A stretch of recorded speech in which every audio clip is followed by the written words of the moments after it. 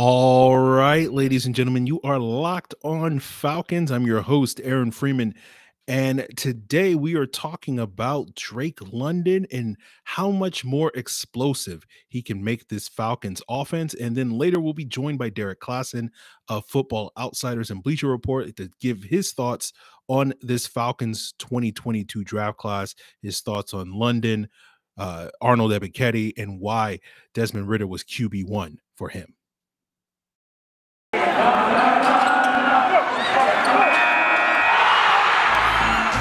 You are Locked On Falcons, your daily Atlanta Falcons podcast. Part of the Locked On Podcast Network, your team every day.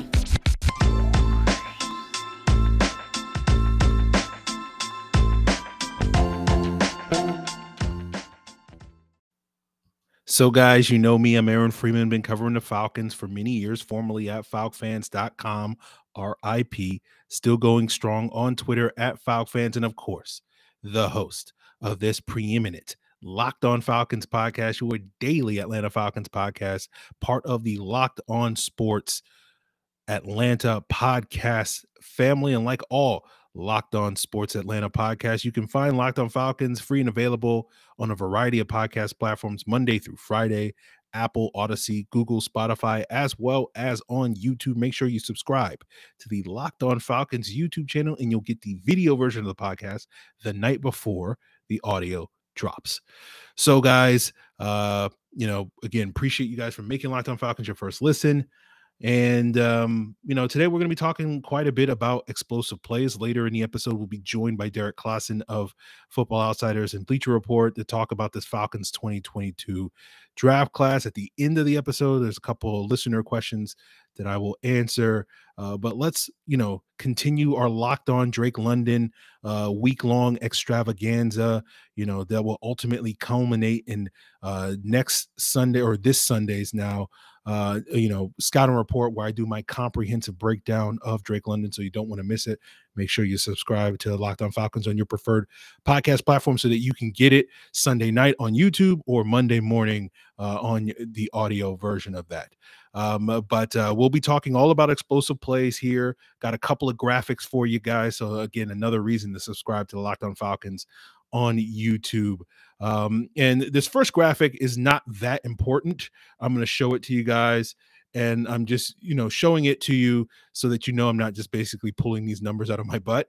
What I'll wind up doing is linking to a spreadsheet that has a little bit more information on it. A Google Doc or whatever the case may be. I may put that in the description below. But really what you want to pay attention to, what these shows is, these are a bunch of rookie wide receivers and Kyle Pitts over the last, 5 years, where they were drafted, what their production was as a rookie with receptions, yards, how many routes they ran, what was their yards per route run, how many targets they had, how many pass attempts their teams had, so what their share was of their team's pass attempts based off of their targets, and then the explosive plays, the 20-plus yard plays, how many yards they generated off of those, what percentage of their receptions were 20-plus yard plays, what percentage of their yards came on 20-plus yard plays, and then the far right column, which is the one that we're going to be focused on today, is how many explosive plays they got, per route or whatever, the percentage of that. And so they're ranked in descending order.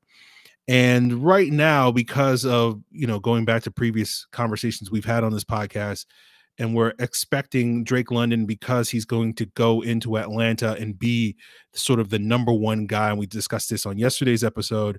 And that's an opportunity that most rookies don't necessarily go into. We should expect Drake London to get a lot of playing time. And if we're expecting him to run, somewhere between 500 and 600 routes this year. So let's split the difference and say he's going to run 550 routes, where if you look at this graphic, the only people that ran more than that in the rookie season were Jamar Chase and Jalen Waddle this last year, thanks to the 17-game schedule. But if Drake London runs roughly 550 routes this season, assuming he can stay healthy, if 2.1% of those result in big plays, that will put him about 12 big plays this season. 2.1% is what Amon-Ra St. Brown did. His this past year as a rookie, if he hits 2.5%, which would mean he's slightly above what Calvin Ridley did as a rookie of 2.4% in 2018, 2.5% for Drake London of his routes being explosive plays would be about 14 big plays this year. If he hits 3.1%, which is what Kyle Pitts had last year, that would be 17 big plays this year. And if he gets to 4%, which would exceed AJ Brown, not quite Justin Jefferson or Deebo Samuel levels, but 4% would be about 22 big plays this season. So for me, when I look at these sort of numbers and my expectations for what Drake London should do and how much he should play this year, I think it's fairly safe to assume that range for Drake London in terms of explosive plays that he can generate this year is between 12 and 22. I think that's a pretty safe assumption that it'll be somewhere in that range. And you guys know, again, I love to split the difference between the floor and the ceiling. And so that means 17 big plays should be a reasonable expectation for Drake London this season. And let me throw that graphic back up there on the screen. And that would put him on par with Courtland Sutton, who had 17 big plays in his rookie season in 2018. But the thing to note about Sutton's rookie season is he wasn't a high volume receiver. He only had 42 receptions that year, only 13% target share with the Broncos because Emmanuel Sanders was their go-to weapon. They also had Demaryius Thomas before he got injured that year. So really with Courtland Sutton, he had a number of big plays, and it resulted in a very high percentage of his receptions being explosive plays, over 40%. Now, I think in the case of Drake London, that number is probably going to be closer to 20% because I do expect him to get a high amount of volume in this Falcons offense. I think a lot of people sort of are envisioning Drake London to be this sort of, big play maker. And, a lot of the Falcons offense will be downfield throws and jump balls and contested catches. And I certainly think we'll see a bit of that. But I also think you're going to see a healthy mix and a lot of his production coming on sort of short throws, quick slants, underneath throws, and whatnot. And so, that percentage of his receptions that will actually result in big plays may be much lower than it is with some of those other guys on the high end. And so I think, the key for the Falcons this season, alongside getting, maximizing Drake London's big play potential, is also maximizing the big play potential of other playmakers in their offense. And I've kept track of, the last couple of seasons, what the top 4 playmakers in their offense in terms of explosive plays have done. And those guys have consistently combined for about 75 to 80% of the team's big plays if you add up all the big plays from the top 4 guys. But when you look at 2021, I got another graphic for you guys. 2021, they had about 38 big plays between their top 4 guys. That was Kyle Pitts, Cordero Patterson, Russell Gage, and Olamide Zaccheaus. And that was actually 83% of all of their big plays. And you compare that to the 5 previous seasons, that number of 83% is significantly higher than those other seasons, notably the 2016 season where they had 59 20-plus yard plays from their top 4 playmakers, and that was only 70%. So they not only got a whole bunch of big plays from their top 4 guys, mostly Julio, almost counting for half of those numbers. And then, relative to some of these other years, they had a lot more big plays from sort of the peripheral players. And so, my hope for this year, when we look at guys like Kyle Pitts and Drake London, my hope is that those guys can hit 38 by themselves this year. So if, London gets you 17, then, my hope is that Kyle Pitts can get you 21 or something like that, somewhere in that range. And then if you can get a comparable amount of big plays from what you got last year at a Cordero Patterson, which was 10, if you can say, let's say he gets 8 this year, at least 8 this year, that's going to put you at least like 46 or so. And then whoever emerges as that 4th guy, that guy, whoever presumably would be the 2nd wide receiver opposite Drake London, which my guess is going to be either Damiere Byrd or Olamide Zaccheaus. If that guy can get you another half dozen, that's going to put you in the 50s potentially, which is a respectable number compared to previous years, and puts this Falcons offense, at least in terms of explosiveness, on par with what sort of the norm is. The average across the last 6 seasons is 50 such big plays. So if you can break that number this year, that's a good sign for this Falcons offense. And so when we look at guys like Tamir Bird, he had 10 explosive plays, 20+ yard plays with New England back in 2020 when he was kind of the de facto number 2. So that's a good number for him to have if he winds up being that guy. Olamide Zaccheaus is coming off a career high 4 big plays this past season. So we'll need to see him increase that number, hopefully, potentially double that number if he does emerge as sort of the number 2 wide receiver. So I can certainly see a world where the Falcons are getting 50+ big plays from their top 4 guys, whoever those guys may wind up being. And that results in a total number potentially of 65 or 70 explosive plays this season, which will probably put them in the upper half of the league. When you look at most years, that would have been in the 10 to 15 range in last year, based off of the number of explosive plays. And, that's kind of, to me, kind of the ceiling for this team in terms of explosiveness, or a reasonable ceiling, I guess you could say, without you expecting them to be one of the best offenses in the league. And then you could also, on the flip side, see a relatively low floor, though. And that results in, you're not getting as many big plays from London. That number is closer to 12 than it is to 17. And Kyle Pitts doesn't show off more explosiveness this year than he did, significantly more explosiveness this year than he did last year. And then whoever, you see significant drop off from Patterson, you see, whoever that number 4 guy is, whether that's, Bird or Zaccheaus or somebody else, that guy doesn't really produce at a high level. And so all of a sudden, you're looking at a situation where, those top 4 guys are getting less than 40 big plays, and your total number is barely approaching 50. And that puts them once again, like they were a year ago, at the bottom of the league. And so, I know a lot of people probably look at that and say, okay, what's the big deal? It's a couple big plays here or there. Well, last year on drives that included a big play, the Falcons averaged about 4 points per drive, and on drives without a big play, they average 1 point per drive. And so essentially, you can argue that a big play is the difference between 3 points. We saw last year roughly a quarter of NFL games were decided by 3 points or less. So potentially, one big play or, one field goal is, the difference between a 4-game swing in terms of wins and losses. Potentially, if you're the team that can consistently make those big plays, you're more likely to win those 4 games as opposed to not. So that can be a significant difference for a football team.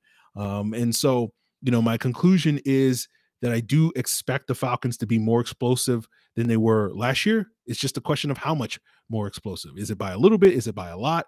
I think a little bit means that the Falcons are in for a very rough season. A lot means that they certainly will have the capability of competing against some of the better teams that they face on their upcoming schedule. And, who knows, get the right breaks late in the game.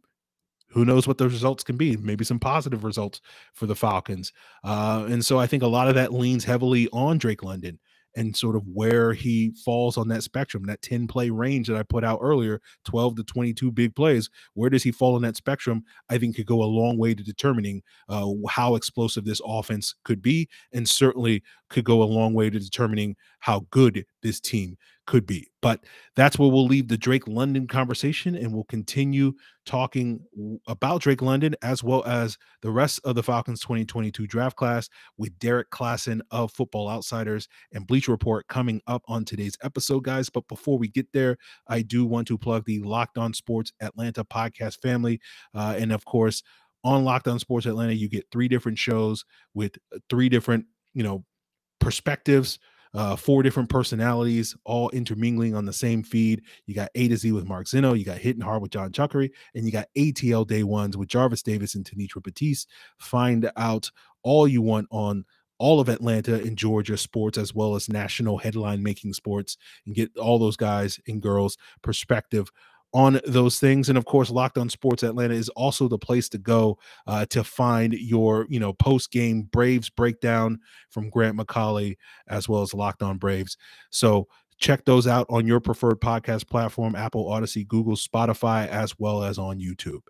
And guys, speaking of, Braves post-game recaps, if you want to put a little bit of action on the Braves this season, by all means, head on over to betonline.net, the #1 source for all your sports betting needs and info. You can find podcasts, the latest odds, player props, and contests. You name it, whatever you want, BetOnline has it all. And it's not just Major League Baseball. You can also head on over there to get in on action for NBA playoffs, NHL playoffs, UFC, golf, boxing, esports, your favorite Vegas casino games. If you're feeling frisky about the Falcons win totals, which I think is I can't remember exactly off the top of my head, but if you want to bet the over under for how many wins the Falcons have this season, of course, based off of how explosive Drake London is going to be, go to betonline.net. BetOnline, where the game starts. So, guys, you are locked on Falcons, and I am joined by another illustrious guest. I am here with Derrik Klassen. You've seen his work over at Football Outsiders, as well as at Bleacher Report, and he's here with us to talk about this Falcons 2022 draft class, some of the players that he really likes. I know he's a big fan of Arnold Ebiketie. We'll get to him coming up. But, Derrik, welcome to Locked on Falcons, and we'll just jump right into it. What are your thoughts on the Falcons 2022 draft class as a whole? Yeah, well, first of all, thanks for having me. Always love coming on the show and stuff. So let's see, the Falcons draft class. I mean, first of all, I guess, Ridder wasn't their first pick, but I want to start there just because, biggest position, quarterback is the most important. But Ridder was the kind of guy he was my quarterback one. I thought you wouldn't want to take him in the first round necessarily, but because he was my quarterback one, I'd be like, you know what, you can live with that in the first round. You take a swing at the biggest position, blah, blah, blah. By the time the second round came around, I was like, all right, somebody's got to do this. And so the fact that the Falcons could get him in the third, I thought was incredible value because, I just think that he was by far the best processor in this class, just in terms of understanding where all his outlets were, understanding how to move in the pocket, like relative to the concept, not just like randomly dodging defenders. He was very clearly tying his feet to his eyes, all that sort of stuff. So to me, he was just kind of a pro's pro. I know some people didn't love his ceiling, but I thought his arm was above the threshold. And then he's obviously a really good runner. He was the fastest athlete for the position at the NFL Combine. Granted, Willis is obviously better and he didn't test, but, I think Ridder is very clearly has the tools to be a really good player. So I just loved that pick. And then all the other stuff they did, I mean, getting Arnold Ebiketie in the second round, I thought he could have gone in the first round. Drake London was arguably my wide receiver one, so taking him where they did, I thought was good. So, I mean, overall, the Falcons are still going to be bad this year, but they have players to look forward to, which I think is really important. I think that's interesting that you bring up that point because I know you were very critical of the Falcons last year in the sort of supporting cast that they put around Matt Ryan. Are you concerned about the supporting cast that they're putting around Desmond Ridder moving forward? It's still not good enough. What I will say is, what could they have really done about the Calvin Ridley situation? Like that part of it is just like stuff happens sometimes, so I can't really blame them for that. However, I still think they really need, even when Ridley was there, they needed more wide receiver talent. And so at this point, they're basically just putting in London for Ridley. And then they still need other guys. I think they have like Olamide Zaccheaus. That's not really a starter to me. All the other guys they have are not really NFL starting receivers to me. So, and then even on the offensive line, to me, they have, Matthews is good. Lindstrom is really good. The other guys, we'll see. So I still think it's not good enough, but I think, now bringing in a guy like London to pair with a guy like Pitts, whatever they can do next year to supplement this, I think is probably going to be good enough. So, I think now they have like a good core. It's just they kind of need to fill out the rest. And that wouldn't have been reasonable to do all in one off season. I mean, you only have so many resources, but like I said, I think they have a good starting point now, which I think is important. Okay. Now you said Drake London was arguably your wide receiver one. What exactly did you mean by that? Oh, I just meant I also really like Jameson Williams. So that kind of would have just been like a toss up. Like if they took either, I would have been like, yeah, do whatever you want. So that was just, to me, those guys were the top two. And so to land one of them, home run. Now, what do you sort of see as Drake London's potential at the next level? I mean, so I think people, because he's, 6'5", like 215, whatever, I think people have kind of binned him into like, oh, he's going to be Mike Evans. And it's like, that's not really what he does. He can go above the rim. He's really good at that. He can be physical. He's really good at that. Even in the run game, he's a really good blocker. But I think what makes London so fascinating and actually different from Evans is like when Evans gets the ball in his hands, he doesn't really make you miss. He doesn't really bounce off tacklers that well. He's just actually really fast once he gets going. It's almost like Derrick Henry playing receiver, where like once he gets in stride, he's gone. London is a little bit more like he doesn't really have that long speed, but he's actually a really fluid, explosive athlete in like the short area for a guy his size. And I think that really translates well to his route running, which, you know, I think people were getting mad at his separation, but like if you watch the USC quarterbacks, they were late all the time, placing the ball in such a way that like he was working back against his separation. So it looked like he didn't separate. I think he's going to be fine at that in the NFL level. And then, like I said, you know, when he gets the ball in his hands, really good, like, he's going to be like a chain moving type where he just can make one guy miss. I mean, USC threw him a lot of screens. I don't know if people realize that, but they really liked him getting the ball in his hands. Like a third of their offense was basically just throwing screens to him. So I think he's a guy who can kind of do a little bit of everything. People are going to be mad that he doesn't have the long speed, but he checks every other box. So I don't think there's much to be worried about. Now, you talk about Mike Evans and you hear that comp thrown around a lot. I've also heard a lot of people maybe think Drake London's game's a little closer to Michael Thomas, wide receiver that, you know, Falcon fans are, of course, also as familiar with as they are with Mike Evans. Where do you sort of fall on that sort of comparison? I think that's actually a lot better of a comparison because, you know, again, Thomas doesn't necessarily have the long speed that you would want for a true home run threat, but he's so good in that short area, just so fluid for a guy his size, really physical catching. And I think London, yeah, has a lot of those qualities. And the other thing that I think kind of compares them is like Evans, you know, is really more of an outside guy.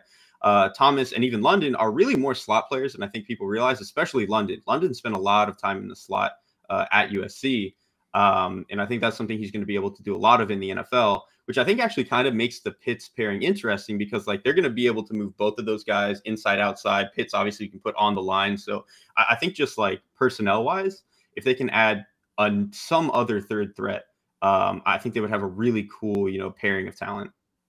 Okay.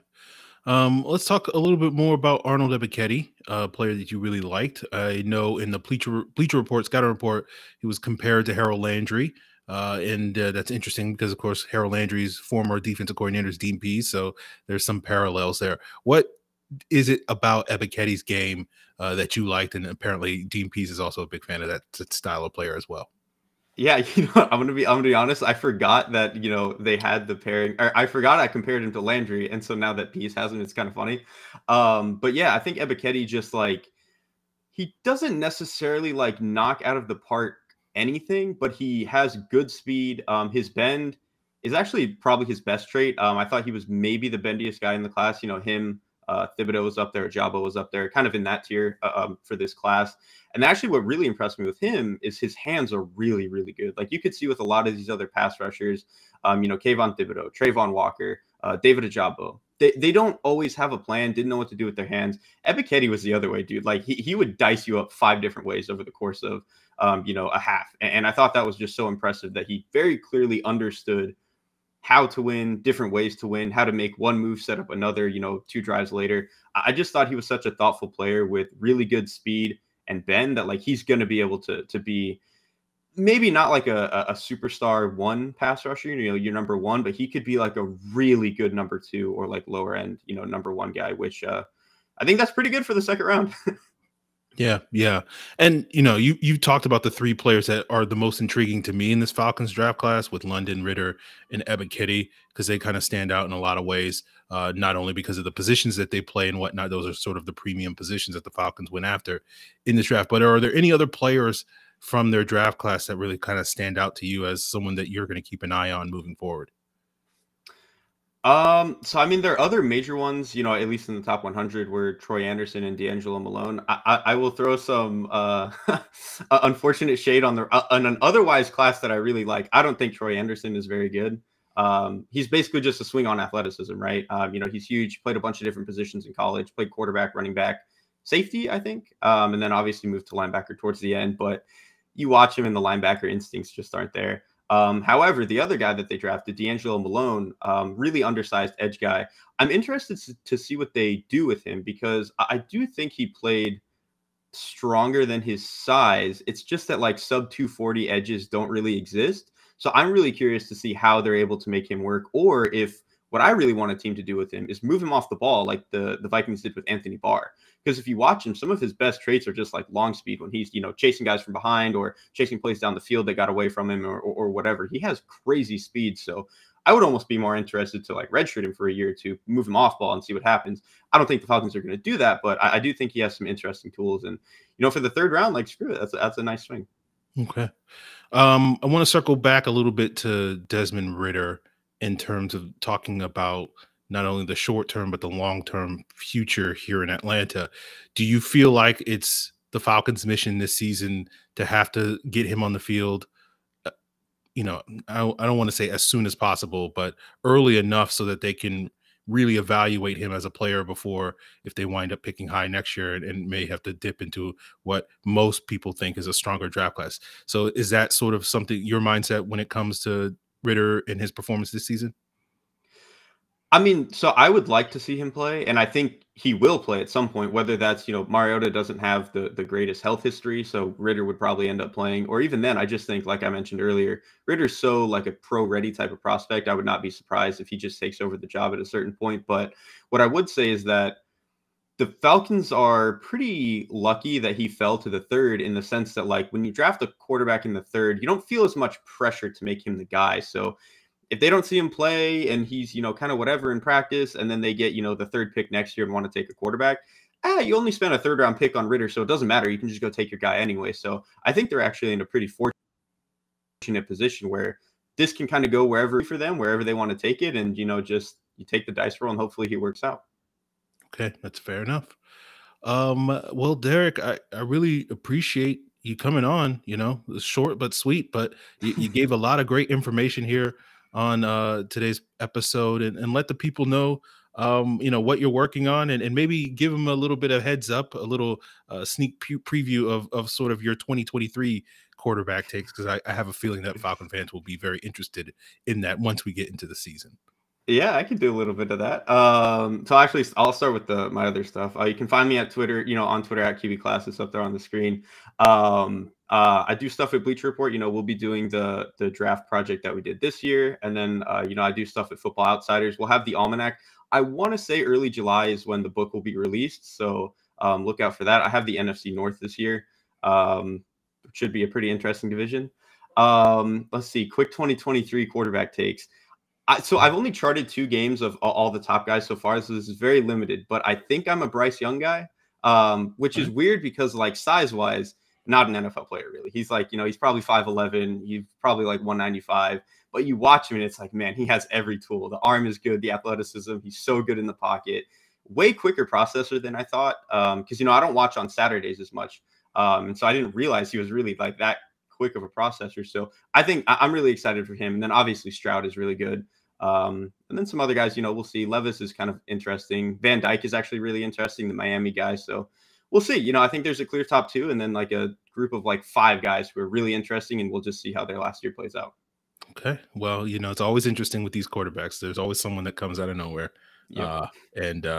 Or not always someone, but generally there's someone that comes out of nowhere. So we'll see how it all plays out. Look forward to reading more of your thoughts on this quarterback class in the coming days, weeks, and months.